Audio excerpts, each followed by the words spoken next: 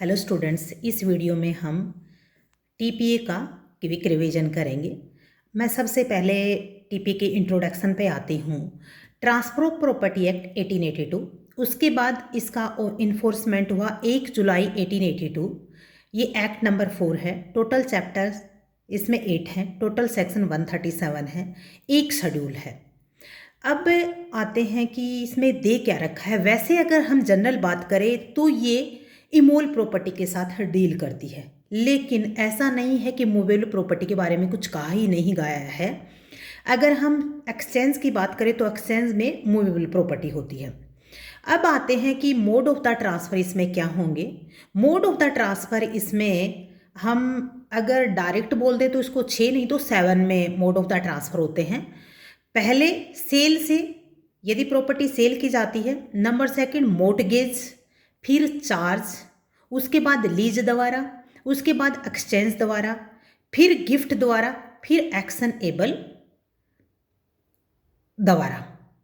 तो यदि हम ये कहें कि ये मोड ऑफ द ट्रांसफ़र है, फिर कि ट्रांसफ़र कौन कर सकता है और किस तरह ट्रांसफ़र किया जाता है, अगर इस बात के लिए करें तो पहले हमेशा याद रखना कि ट्रांसफ़र हमेशा लिविंग पार्टी द्वारा होता है, by act of the parties और by the operation of the law.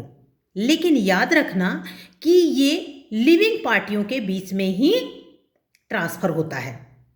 अब बात आती है कि लिविंग पर्सन में, जैसे एक लिविंग पर्सन दूसरे लिविंग पर्सन को कर दिया, ठीक है, लिविंग पार्टीज हो गई। लेकिन यदि बच्चा अनबोर्न चाइल्ड है तो वो लिविंग पर्सन में आता है क्या?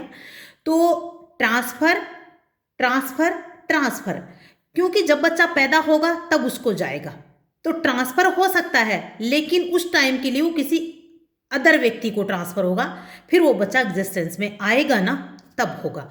तो अगर बच्चा चाइल्ड इन वोम है तो ट्रांसफ़र हो सकता है, लेकिन पहले किसी और के नाम होगा। जैसे ही बच्चा इन एग्जिस्टेंस इन लाइफ आएगा उस टाइम हो जाएगा, वो ट्रांसफ़र उसको चला जाएगा।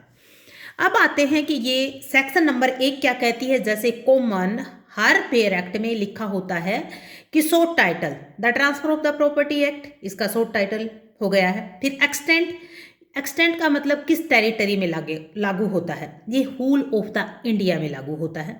एक्सेप्ट, पहले हम क्या कहते थे कि जम्मू कश्मीर में लागू नहीं होगा, लेकिन इसमें ऑलरेडी ऐसा कुछ नहीं लिखा हुआ है। कहाँ लागू नहीं होता है? ये लागू नहीं होता है पंजाब में, बॉम्बे में, दिल्ली में।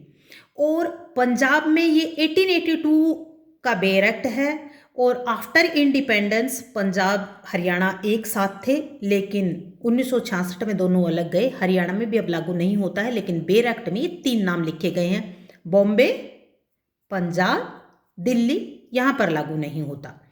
फिर मुस्लिम लॉ से रिलेटेड जो मैटर होते हैं उनमें लागू नहीं होता है, सेक्शन 2 कहती है। अब कॉमेंसमेंट 1 जुलाई 1882 हो गया है। बात आती है कि इसमें इंटरप्रिटेशन क्लोज दे रखा है, जिसमें डेफिनेशन ऑफ द वर्ड्स दे रखे हैं। इसमें टोटल 7 वर्ड्स की डेफिनेशन दे रखी हैं, ये सेक्शन 3 में दे रखा है।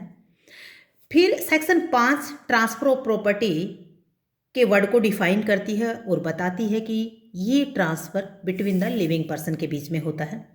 सेक्शन 6 हमें बता देती है कि कौन सी प्रॉपर्टी ट्रांसफ़र नहीं की जाएगी, ट्रांसफ़र ऑफ द प्रॉपर्टी, लेकिन आंसर नेगेटिव दे रखा है कि ये प्रॉपर्टी है, इनका ट्रांसफ़र नहीं किया जा सकता है।